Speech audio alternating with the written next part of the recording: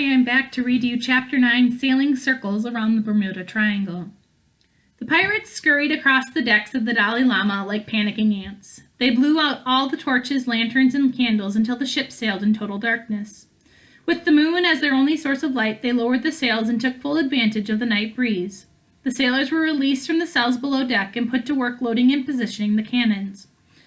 All it took was a mention of Smoky-Sails Sam's name, and the sailors didn't hesitate in joining the Dolly Llama's crew. Admiral Jacobson stood in the front of the ship with one leg on the bowsprit. He scanned the sea ahead to make sure that there was nothing the ship might collide with in the darkness. "It looks clear," he called up to the captain. "I'll let you know if that changes." Auburn Sally kept a firm grip on her ship's wheel and a close eye on the approaching fleet of pirates behind them. With every minute, Smoky-Sails Sam was getting closer and closer to the Dolly Llama. The captain prayed Connor's shortcut would work and they would finally defeat Sam and his crew. "You said to sail west to the Parakeet Islands, past the Isles of Skulls, and then what do we do?" she asked. "Then we sail to the right in a circle for an entire day," he said. "The legend states if you travel starboard for a day in the Bermuda Triangle, it will take you to Starboardia, hence the name." "I know the legend," Auburn Sally said. "Every pirate has heard the myth. Are you sure it's real?" Connor was getting tired of repeating himself.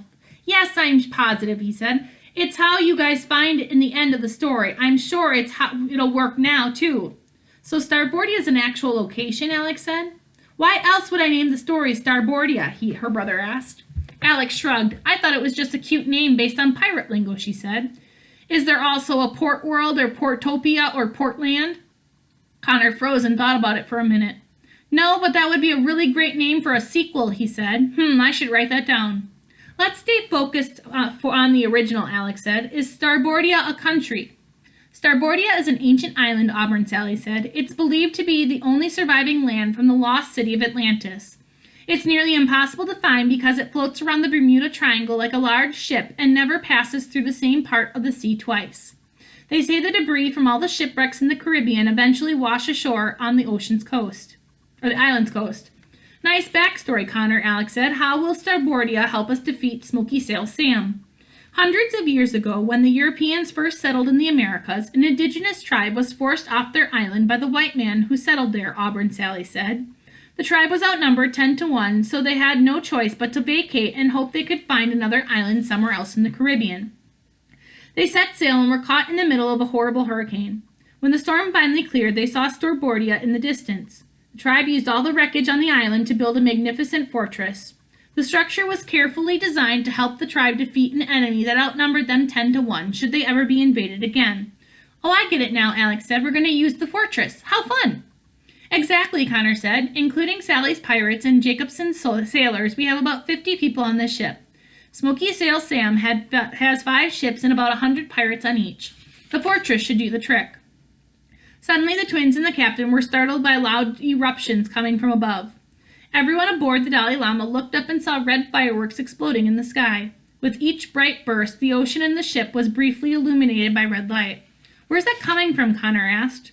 They turned to the fleet of pirate ships in the distance and saw another set of fireworks being launched from their decks. "Smoky-Sails Sam," Auburn Sally said as the fireworks exploded overhead. "They're using them to see us in the dark. Clever scum." Since all the light on board the Dolly Llama had been extinguished, the approaching fleet had lost track of them and were headed in a slightly different direction. But now with the fireworks illuminating the ship, the fleet positioned itself and was once again headed straight for the Dolly Llama. "What do we do now?" Connor asked. "Pray the wind is stronger with us than it is with them," the captain said. "Otherwise we might not make it to Starboardia." Connor paced the deck, trying to think of a way to put distance between their ship and the fleet. At this point, Alex didn't care how much her brother opposed her help. She wasn't going to let his pride jeopardize their mission. When he was facing the other way, Alex covertly pointed to the sky. Almost instantaneously, thick clouds blew in and covered the stars. The atmosphere became too humid for the fireworks to go off.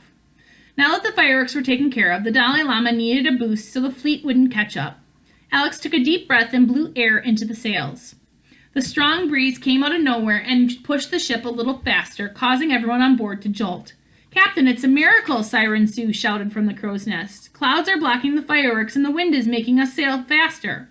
The pirates and the sailors cheered in celebration. Auburn Sally stared at the sky in awe. Connor was surprised at how quickly the weather had changed in their favor, it was a little too convenient. Alex, cut it out, Connor said. I told you no magic. His sister shrugged innocently. It wasn't me, she said. Must be some kind of tropical storm. Nice try, Connor said, but tropical storms don't blow clouds in one direction and ships in the other. Auburn Sally eyed the sky again and noticed the strange phenomenon he was referring to. What's going on, she asked. Your sister is causing this? Yeah, he said, I forgot to mention she has magic powers, but don't encourage her. This is my story and my project. I can get us to Starboardia and help you defeat Smoky-Sails Sam on my own. Connor stomped off the upper deck and joined Admiral Jacobson at the front of the boat. Auburn Sally's imagination had been broadened so much by the twins, this wasn't hard to grasp. She sauntered over to Alex and casually leaned on the railing. Men, she said with a sigh. They always want to feel like they're in control. It's my own fault, Alex said. He asked for my help earlier and I kind of embarrassed him about it. Now he thinks he has to prove himself to me. Rule number 1 on my ship. No woman is allowed to take orders from a man, Auburn Sally said. That's a philosophy I could get behind, Alex said. Then as your captain, I order you to leave Smoky-Sails Sam's fleet a few presents behind us, the captain said, if you get my drift. Alex and Auburn Sally shared a smile. Alex knew exactly what she meant. She turned toward the fleet in the distance and pointed to the water. Several clusters of sharp rocks stuck out of the ocean behind the ship. Atta girl, the captain said. The obstructions and the wind helped the Dolly Llama gain distance from Smoky-Sails Sam's fleet. Soon the pirate ship had shrunk so much in the distance behind them they could barely see the trails of smoke emitting from their sails. The Dolly Llama sailed through the night, and at sunrise, the Parakeet Islands appeared on the horizon ahead. Unfortunately, the rising sun gave the fleet of pirate ships a better view of the ocean, and the Dolly Llama was spotted again. The ship entered a narrow channel between the Parakeet Islands, and the crew learned why Connor had named them so. The islands were covered with thousands and thousands of colorful birds. It was a beautiful sight, but the farther the ship sailed through the channel, the louder the birds' squawking became. As if they were competing for the pirates' attention, each bird tried to outsing the next. When the Dolly Llama reached the center of the channel, the sound became deafening. The whole ship covered their ears and moaned. Put a sock in it, Connor yelled to the birds. Put a sock in it, put a sock in it, the parakeets mimicked. Put a sock in it, put a sock in it. Alex couldn't stand the noise any longer. She snapped her fingers and birdseed rained down on the islands. All the parakeets swooped down from the trees to feed and went silent. Connor shot his sister a look, but one of gratitude. Okay, I suppose some magic won't hurt, he said, but nothing crazy. The Dolly Llama's crew has to feel accomplished, too. A twinkle came to the Admiral Jacobson's eye as he watched the birds eat the seeds. You know, the red worm is known to cleanse a parakeet's stomach, he said. Perhaps we could leave a nasty storm behind for Sam's fleet. The twins made eye contact and mischievous smiles grew on their faces. Oh, Connor, Alex said and clasped her hands together. Please, please, please let me leave the red worms behind. Yeah, you got to, he said. It's just too good. Alex jumped up and down giddily and snapped her fingers again. Small red worms rained down on the island, too, and the parakeets happily dug in. The Admiral and the twins laughed as they imagined the mess the birds would leave on the fleet later that day. A few hours after exiting the channel, the Dolly Llama sailed past the Isle of Skulls. It was a creepy island with a permanent layer of fog hanging in the air. The shore had no beaches and was lined with dark, eerie caves. The land was littered with large rocks that had been chiseled to look like human skulls. Alex could have sworn the heads were following her as the ship passed them. Hey, Connor, watch this, Alex said. She cleared her throat and all the skulls started singing an obnoxious song by a boy band the twins had heard from the radio. Oh, baby, please don't play this game. My heart is so full of shame. My love cannot be tamed. I am a moth and you are the flame. And even though it's lame, remind me of your name. The twins were laughing so hard their stomachs hurt. The rest of the ship screamed and pointed at the possessed skulls. It's the devil's music, Winking Wendy shouted. The pirates waved crucifixes at the island and shot rocks with their rifles.